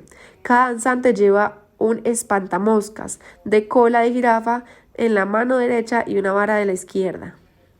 También llevan una campanita atada a la rodilla. Los dos jefes llevan pequeños escudos de madera en su brazo izquierdo con una cuentecita de hierro atada al escudo con una cinta agitan. Los Kikuyu, a diferencia de otras tribus nativas, no tienen instrumentos musicales ni tambores. Proporcionan su música cantando y bailando, balanceando ambos los pies más o menos, y danzan hora tras hora como prueba de resistencia. Me pregunto cuántas horas puedes tú seguir bailando la danza del Morris. Lo que Hiri puede enseñar. Quizá recuerdes por qué el Irax se parece a ti. Es un animal sin cola. Te conté en un libro anterior cómo los Irax fueron escogidos por el creador para colocarles a todos los demás animales sus colas, porque son los animales más activos, arriesgados y confiables de la jungla. Hicieron este difícil trabajo con rapidez y sin cometer ningún error. Hubiera sido terrible si, por ejemplo, le hubieran puesto la cola de un cerdo a un caballo o la cola de un pavo real a un gato, pero no fue así. Les colocaron las colas correctamente y para su honra encontraron que no quedaron más colas para ellos y es por eso que se quedaron sin cola. Pero no parece preocuparlos mucho. Nuestro manso y pequeño Hiri es un animal tan alegre y listo como puede ser. Cuando tomamos el té de la mañana temprano, están siempre ahí ansiosos de tomarlo. Trepa por el hombro de mi esposa y después de lamer su oreja gime hasta que le acerca un plato de té con leche y azúcar y lo apura con afán. Luego brinca hacia mí para comer un desayuno de hojas de zanahoria, hojas de rosa y pedazos de galleta. Después de esto se vuelve loco haciendo su ejercicio. Recorre el cuarto algunas veces, sube y baja por los respaldados de las sillas y se contorsiona con toda clase de giros ejercitando todos los músculos de su cuerpo. Luego sube corriendo el respaldo de una silla y de la punta salta a la repisa de la chimenea. Corre a lo largo de ella. Con otro salto llega al antepecho de la ventana, sube a la parte superior del marco y desde ahí cae hasta el suelo. Todo hecho con una tremenda velocidad y sin ningún error, disfrutándolo totalmente. Para variar, se dirige de pronto hacia mí y toma mi saco con los dientes, lo agita y se esconde bajo la calma al siguiente segundo. Si lo atrapo, se rueda sobre la espalda, se contorsiona y me lame mientras le hago cosquillas, divirtiéndome con el juego. Sí, él es tremendamente activo y por la práctica continúa con un animalito muy fuerte para su tamaño. Solo mide lo que un conejito y se le parece mucho, solo que tiene las orejas cortas y no tiene cola. Por supuesto, puede trepar árboles y esa es su ocupación y diversión mayor. Brinca de rama en rama con sorprendente rapidez y exactitud, no perdiendo el paso nunca. Algunas veces los grandes pájaros azules lo atacan, pero no les tiene miedo, se lanza lejos de ellos y se sientan quietos. A su vez, corre tras ellos cuando se quedan quietos, sin miedo a su pico. No sé si están realmente atacándolo o si, como que me inclino a creer, solo juegan con él. Da risa verlo subir por las patas pulidas de mi trípode del telescopio. Sube directamente a las cúspides y se enrosca alrededor de una de las patas deslizándose directamente al piso. Sube y lo repite una y otra vez y cuando está satisfecho sigue ascendiendo por el latón pulido del telescopio hasta llegar a la cima y se sienta sobre el objetivo buscando otra cosa en que subirse. Siempre quiere subir aún más alto, así que lo llamamos Igerie. Entre paréntesis significa altura, en vez de Igri. Eso es un buen consejo para ti. Ten siempre el deseo de subir, de ir más allá de lo logrado, de todo lo que hagas. Bueno, si un animalito como ese puede volverse tan fuerte y activo, tan audaz y saludable, solo con la práctica seguramente que cada muchacho puede hacerlo también si se lo propone. ¿Por qué vas a necesitar un sargento para enseñarte a doblar o estirarte o un gimnasio costoso para enseñarte a desarrollar tus músculos? Puedes hacerlo no solo igual de bien, sino mejorar en el aire libre de Dios. Corriendo y brincando, subiendo árboles, cuerdas o rocas. Nadar es otro excelente modo de enderezar tus extremidades mientras te da audacia y confianza. Hiri puede enseñarte una o dos cosas sobre la alimentación también. Comerá con gustos muchas clases de hojas, frutas, pero hay otras que no toca siquiera porque no son buenas para él. ¿Cuándo un muchacho tiene la fortaleza de espíritu para hacer eso? Si haces lo mismo, crecerás fuerte, sano y también, hijo mío. También Hiri es alegre y amigable, ama a sus compañeros de juego humanos y hace de sus ejercicios un poco de diversión. Así que sigue su ejemplo, disfruta sus ejercicios y conviértelos en juegos divertidos con tus amigos. Así serán un hombre más feliz, hijo mío. ¿Cómo brincar 6 pies de alto? Platiqué hoy con un hombre que estuvo de visita con una tribu nativa del territorio del Congo belga, al noroeste de Kenia. Estas gentes se llaman Watasubi y son muy superiores de las tribus cercanas. Los hombres son muy altos por una parte, generalmente miden más de 6 pies, a veces hasta 7. También son sorprendentemente activos y fuertes, son especialmente buenos para saltar y cuando me dijeron que podían saltar su propia estatura no lo creí. Pero mi amigo me enseñó una foto que copió aquí el señor Patrick Balfour, que con el sombrero puesto mide más de 6 pies y es brincando por un Watasubi. El señor Balfour, en su libro Los Lords del Ecuador, describe a estas gentes y dice que no puede evitar sentirse un poco angustiado cuando vio a los hombres correr directamente hacia él, y era difícil no atemorizarse, pero uno tras otro se detuvieron ante él, subieron las piernas y lo libraron bien, tal como en la foto. Luego cuenta el secreto de su maravillosa actividad y fuerza, la obtienen entrándose desde la niñez. Los niños de la tribu tienen ansias de ser atléticos y, como los Kikuyo, bailan mucho toda la clase de danzas activas, llenas de saltos, contorsiones corporales, estampidas y apresuramientos, todos han terminado ritmo. Ellos mantienen estos durante periodos extremadamente largos hasta adquirir una condición dura y buena. Y noten esto, Scouts. Durante todo el tiempo los muchachos sonríen. No olvides esto cuando haces tu ejercicio. Cuando bailan, los watasui practican arrojando la jabalina, brincando alto y corriendo. Así se conservan saludables y fuertes. No necesitan de gimnasio o de instructores para que les enseñen. Lo hacen todo por sí mismos. En algunos países los muchachos son forzados a marchar y a entrenamientos físicos para hacerlos fuertes. Esto es necesario porque no practican juegos activos o solo holgazanean sin hacer nada para mantenerse adecuadamente fuertes.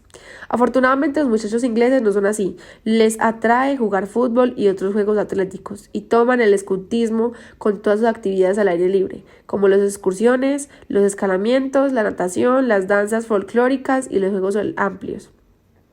Así ellos, como los watasui, se forjan como sujetos sanos, activos y viriles, aunque yo no he oído que alguno de ustedes brinque 6 pies de alto todavía, quizá en el futuro, Capítulo 20.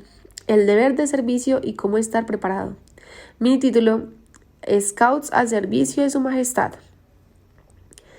Hablando de silbar cuando hay dificultades, recuerdo durante la Gran Guerra que caían bombas en la estación de la calle de Liverpool, en Londres, y habían matado a mucha gente entre la multitud que había ahí.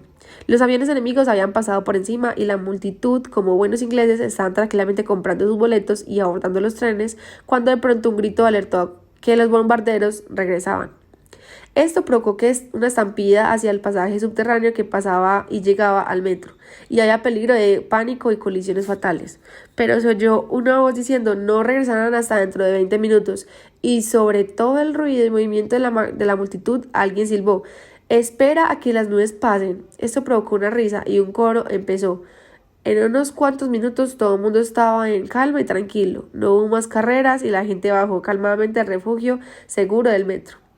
Bueno, ese es un consejo para ustedes, Scouts, que se han ofrecido para el servicio nacional si acaso hay guerra otra vez. Cualquier muchacho que puede silbar una melodía, si puede conservar la calma cuando los demás les da entre pánico y luego puede silbar, puede hacer un gran servicio de los cientos de gentes que lo rodean, dando ejemplo de alegría calmada cuando las cosas aparecen mal. Qué triunfo sería para un pequeño salvar a una multitud del desastre. Un silbido de un muchacho puede ser como el guante blanco de un policía para detener la carrera de una multitud. Siempre listos para hacerlo si llega la ocasión, estar preparados. Estando preparados. Los Scouts han puesto muchísimas buenas obras de teatro últimamente, presentaciones de grupo, pantomimas, exhibiciones de rally, etc. Es maravilloso cuando te pones a pensar de cuántos ensayos se necesitan si quieres tener éxito, y en este caso es mucho más maravilloso que cuando se efectúan los ensayos importantes, la alarma de la guerra se oyó y muchos scouts tuvieron que tomar muchos trabajos para el servicio público. Casi tenían que ensayar con las máscaras antigas puestas. Me recuerda hace mucho tiempo cuando mi regimiento estaba en Afganistán y ensayábamos la obra Los Piratas de Penzance. No teníamos un cuarto para ensayar, así que lo hacíamos al aire libre. Siempre había el peligro de que un trigüeño fanático se deslizara sobre nosotros con su enorme y feo cuchillo, tan desagradable. Así que cada actor traía su espada al ensayo y hundíamos estas armas en el piso para marcar los límites de nuestro escenario, y estaban al mismo tiempo en la mano en caso de ataque. Hablando de ensayos, quiero que entiendas cuán necesario es tener la preparación suficiente si quieres tener que tu función, de la clase que sea, tenga éxito. Si vas a correr una carrera, sabes qué importante es entrenarte primero. No tiene caso de ir y boxear con un contrincante si no has aprendido primero y practicado primero el boxeo. Una vez tuvimos una práctica de natación para mis hombres y sus caballos. Por supuesto que solo los hombres que podían nadar deberían participar en ella, pero nuestro honor y nerviosismo, un hombre casi se ahoga cuando le vimos sacado todo el agua y le habíamos dado respiración artificial. Le preguntamos si había aprendido a nadar. Él dijo no, pero como todos los demás sabían nadar, él había supuesto que él también podría, y así se metió con el resto y encontró que no podía.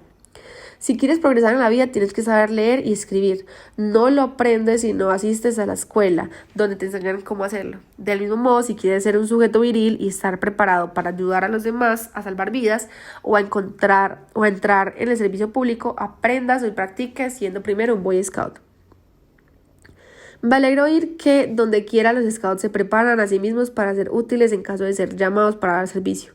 La cosa de indagar con tu scouter de rama qué clase de servicio quieren que hagas, luego practicarlo para que puedas hacerlo verdaderamente bien cuando te llamen.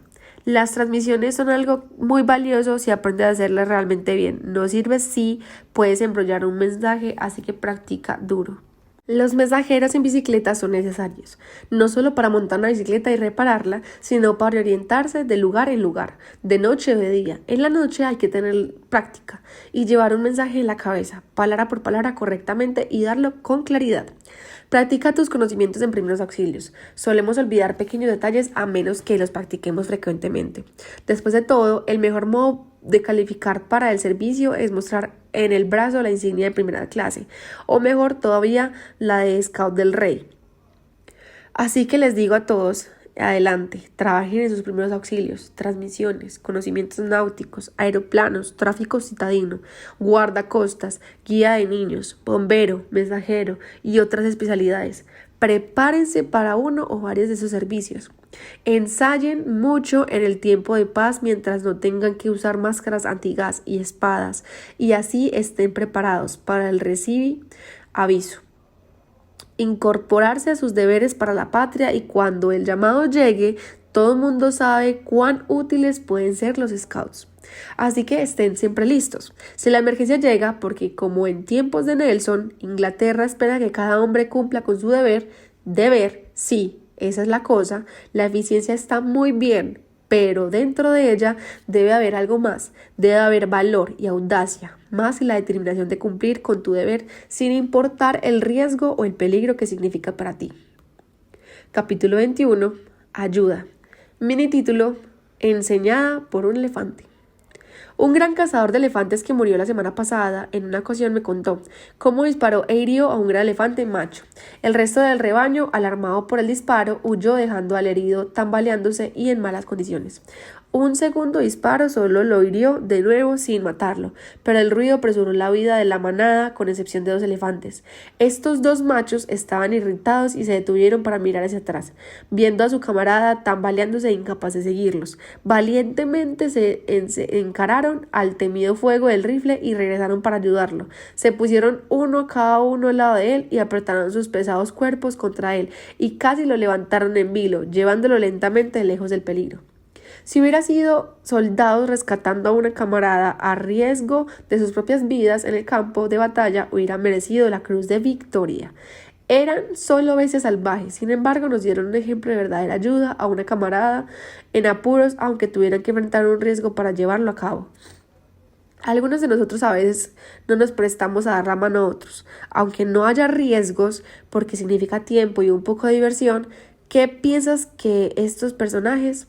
Un día al año pasado, un viejecito en bicicleta fue a la oficina de empleados del Departamento de Trabajos en Washington para pedir hablar con el jefe departamental. Él dijo que quería salvar a un ruso al que se le había ordenado volver a los Estados Unidos, a Rusia, y que no quería volver porque se lo fusilarían. El comisionado le dijo: lo siento, no puede hacerse. Él vino de Rusia y debe volver a Rusia. Así que el viejecito se montó en su bicicleta y fue a la Casa Blanca, la residencia del presidente Roosevelt. Ahí persistió diciendo que quería ver y debía ver al presidente y a nadie más. Finalmente el presidente accedió a recibirlo y oír su problema. El presidente lo interrogó sobre su persona y supo que era judío y había pedido prestado dinero y la bicicleta para llegar desde Texas para abogar por el ruso. Así el presidente dijo: entonces supongo que este ruso es judío y por eso te interesa. Ustedes los judíos ayudan mucho. No, replicó el hombrecito. Él no es judío, es católico de la iglesia griega. Entonces, ¿por qué quieres ayudarlo? Yo no veo la cuestión religiosa a este hombre. Él es un ser humano en apuros y eso basta para hacerme querer ayudarlo. El presidente emitió la orden de que no se deportara al ruso y el señor Cohen se encargaría de él y le conseguiría trabajo. Bueno, ese señor Cohen era bien conocido en la ciudad natal, Galveston, como un hombre que pasó su vida haciendo buenas acciones para los demás. Si su cuerpo era pequeño, su corazón era la mayor grande de la ciudad. Iba haciendo el bien, era más o menos como su hobby. Cuando veía a alguien necesitaba ayuda, garabateaba su nombre y dirección en el puño de la camisa.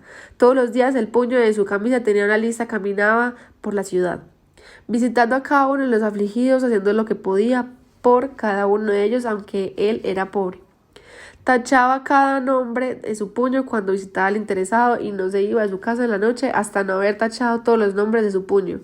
Él dijo una vez: muchos hombres nacen y hacen ejercicio jugando el golf. Yo lo hago ayudando a la gente.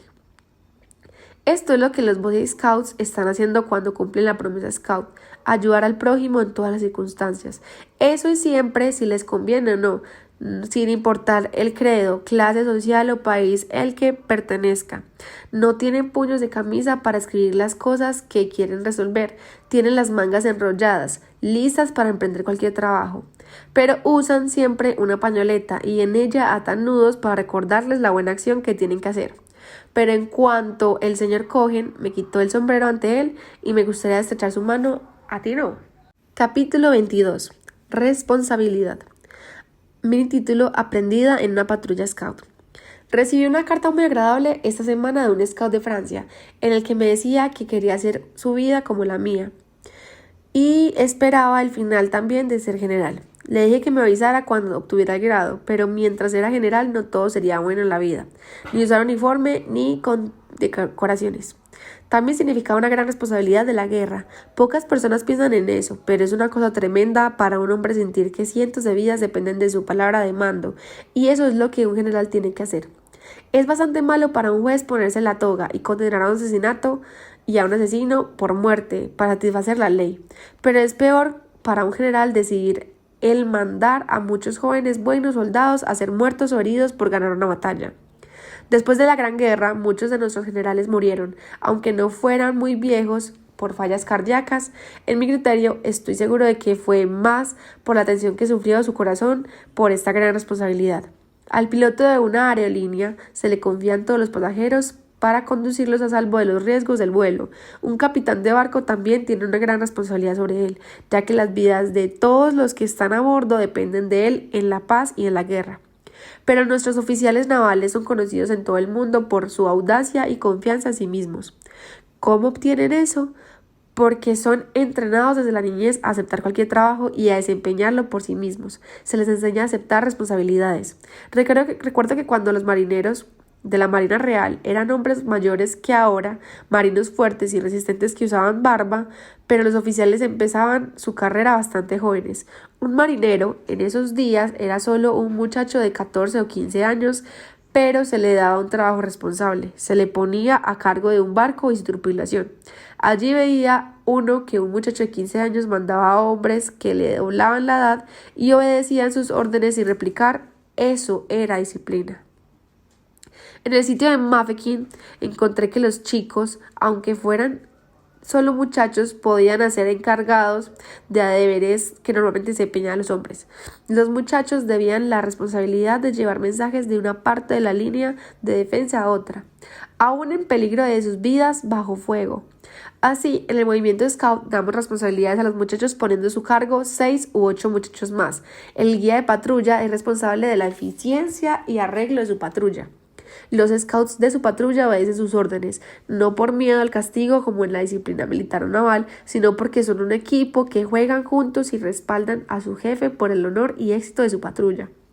Y el guía de patrulla, al entrenar y dirigir a su patrulla, adquiere práctica, experiencia para ser un sujeto que acepta responsabilidades, así como el capitán al mandar a la tripulación de su barco. Está aprendiendo a convertirse en oficial para mandar un barco de guerra. También, además de entrar a su patrulla, el guía de patrulla tiene que guiarla. Esto debe ser, cuando menos tan bueno como cualquiera de sus scouts en los diferentes trabajos que debe hacer. Nunca debe pedir a un muchacho hacer algo que no haría él mismo, y nunca debe caer sobre ninguno sin obtener su entusiasmo y trabajo voluntario, fomentando alegremente sus esfuerzos. En cada senda de la vida se necesitan jóvenes confiables para aceptar responsabilidades y liderazgo de los servicios, negocios e industria en todas partes. Así el guía de patrullas que ha tenido éxito con su patrulla tiene todas las oportunidades de triunfar en la vida cuando salga al mundo. Capítulo 23. Sacrificio propio. Héroes del Antártico. Mini título. Todo scout conoce la historia de la muerte del capitán Oates, que dio su vida para salvar a otros en la expedición del capitán Scott al Polo Sur. Pero la historia completa en su vida ha sido resaltada últimamente por el comandante Bernacchi, O.B.E. El título de su libro, Un caballero muy galante, porque así es como Oates fue escrito en la cruz, que sobre su tumba colocó el cirujano Atkinson para honrar su memoria. Oates había sido muy delicado de niño y es consolador para cualquier muchacho enfermizo saber que cuando creció fue un hombre joven excepcionalmente arriesgado y fuerte. Era oficial del regimiento de dragones de Inniskilling, que ahora forma parte de mi antiguo regimiento del 5º de guardianes de dragones, ahora conocido como el 5º regimiento de dragones de guardias reales de Inniskilling. Él era enormemente popular en el regimiento porque era un soldado muy activo, un magnífico deportista y amaba a sus hombres y a sus caballeros. Era adinerado y podía costear una manada de galgos para el regimiento, jugar polo y navegar en yate. No tenía necesidad de trabajar, pero más tarde mostró que era apto para cualquier trabajo, sin importar cuán duro era. En la guerra contra los Boers acababa de entrar en servicio y se distinguió rápidamente por su valor y su entrega. Mandaba una patrulla de media docena de hombres cuando se encontraron con una fuerza Boer que abrió fuego contra ellos. 2 de sus caballos murieron y varios de sus hombres fueron ligeramente heridos. En 2 ocasiones los Boers le pidieron que se rindieran, pero cada vez recibieron las mismas respuestas. Venimos a pelear, no a rendirnos. Vio que no tenía esperanza de luchar contra un número mayor de adversarios, así que dijo a sus hombres que se deslizaran del cerco uno a uno mientras él seguía disparando para cubrir su retirada. Cuando se retiraron a un sitio seguro y llegó su turno de irse, un tiro le hirió la pierna. Los Boers se retiraron, pero él quedó todo el día en agonía, hasta que llegaba la noche. Una partida de rescate lo encontró y lo llevó consigo. 10 años después, en 1910, cuando se enteró que los planes del capitán Scott para ir al Polo Sur, se ofreció como voluntario y fue aceptado. Del capitán Scott, el comandante Bernacchi nos cuenta que 9 años antes había comandado la expedición nacional en Antártica en el Discovery, ahora Oficina Nacional de los Scouts Marinos. Esta expedición había regresado después de 3 años con uno de los más ricos resultados geográficos y científicos jamás traídos de latitudes tan australes. La tierra del rey Eduardo VII había sido descubierta y la Gran Bretaña barrera de hielo había sido medida. El Discovery había permanecido congelado por 2 años al pie del monte Erebus. Se habían obtenido los más valiosos resultados científicos: un viaje en trineo al extremo sur con el Dr. Wilson y el teniente Shackleton. Se había efectuado a las montañas y los valles que llevan al Polo Sur. Los exploradores polares habían sido hasta entonces marinos o científicos. Oates fue el primer soldado aceptado para tal empresa y representó muy bien el nombre del ejército, pero tomó una posición muy humilde en la expedición. Estaba a cargo de 20 ponis que debían arrastrar los trineos del equipo. Se convirtió en su cuidador y caballerengo. Empresa difícil en un barco atestado, con ponis de un carácter irascible en un mar tormentoso. Cuando desembarcaron en el hielo de la Antártida, tuvo que enseñarles a tirar a los trineos. Un pony especial era su favorito, un diablillo llamado Cristóbal. Cristóbal quería comerse al que se le acercaba, y si no te alcanzaba con los dientes, te lanzaba una patada feroz. No permitía que se le colocara ningún arnés, o por eso tenía que derribarlo para hacerlo. Pero una vez con el arnés, tiraba el trineo como en los buenos. Cuando la expedición desembarcó el 17 de febrero de 1911 y construyeron su albergue, distaba como 900 millas del Polo Sur. Más lejos, a lo largo de la costa, como 400 millas de ellos, otra expedición de Noruega, bajo el mando de Amundsen, había desembarcado más o menos al mismo tiempo, intentando saber también ser los primeros en llegar al polo. Así, aunque ninguno de los dos grupos sabía lo que el otro hacía, se estableció una especie de carrera entre ellos. El grupo de Scott mandó trineos con alimentos para ser depositados en diferentes puntos de su ruta, pero era desesperadamente difícil trabajar entre nieve, hielo y vendavales. Al fin, cuando la larga, oscura noche del invierno pasó, la expedición avanzó al sur. Unos 12 hombres con trineos cargados de alimentos y tiendas. Viajaron al principio sobre unas 400 millas de hielo permanente cubierto de nieve. Luego subieron un macizo montañoso sobre un glaciar de 1.160 millas de largo que se elevaba a 9.000 pies sobre el nivel del mar. Una vez pasado esto, estuvieron en la altiplanicie por otras 300 millas. Pero las dificultades eran enormes. Habían terribles vientos y tormentas de nieve para enfrentar, mientras bajo sus pies la nieve frecuentemente era blanda y profunda, con hoyos y fisuras en los que los hombres, los ponís y los perros estaban en peligro de caer. El hielo sobre el que avanzaban era, en algunos lugares, una masa de olas y pináculos en los que tenían que vagar durante millas para encontrar paso. No pasó mucho tiempo antes de que los ponis estuvieran exhaustos y murieron, o tuvieran que ser muertos para alimentar a los perros. Los mismos que sucedió a los perros, porque finalmente los hombres tuvieron que tirar de los trineos. Cuando hubieron más o menos establecidos los depósitos de alimentos en los diferentes puntos, 8 del grupo fueron mandados de regreso y se escogió a los 4 más fuertes para acompañar al capitán Scott hasta el intento final hacia el polo. Fueron Wilson, Evan, Oates y Bowers. Salieron el 17 de noviembre, fue una dura lucha para ellos, pero sostenidos por la fe de ganar la carrera y alentados por la insaciable y incansable energía y fe de su jefe, siguieron delante día tras día y semana tras semana, cruzando esas interminables llanuras de nieve. Al fin, el 17 de enero de 1912, vieron una bandera y sus corazones se les cayeron al ver huellas humanas de perros y trineos. Amundsen había llegado antes que ellos. Así habían llegado a su destino, el Polo Sur, pero fue una amarga decepción encontrar que no habían sido los primeros en hacerlo. Luego emprendieron el largo viaje de regreso a su base, ya sin la esperanza de ser los primeros en llegar al Polo Sur, sino deprimidos por el hecho de haber perdido en la carrera y que tendrían que una dura tarea antes de llegar al regreso. Al mismo tiempo, estaban llenos de admiración por Amundsen y se alegraban de que, de cualquier modo, hombres de ambas naciones habían logrado la hazaña de llegar al polo. De ahí en adelante lucharon desesperadamente por regresar a su base durante las 900 millas que los separaban del campamento base. Si el clima le hubiera favorecido, se les hubiera arreglado para escoger y recoger los alimentos almacenados durante el viaje de ida. Pero el clima no les favoreció. Los vendavales y tormentas de nieve les impidieron avanzar semana tras semana y lucharon por seguir. La comida escaseó. Uno tras otro sufrieron de congelamiento. Finalmente Evans cayó, sufrió un golpe y murió. Apretaron filas y siguieron con dificultades hacia adelante, y aunque solo les faltaban 11 millas para el siguiente depósito de alimentos, las violentas tormentas de viento mortal, helado y las nieves los detuvieron donde estaban.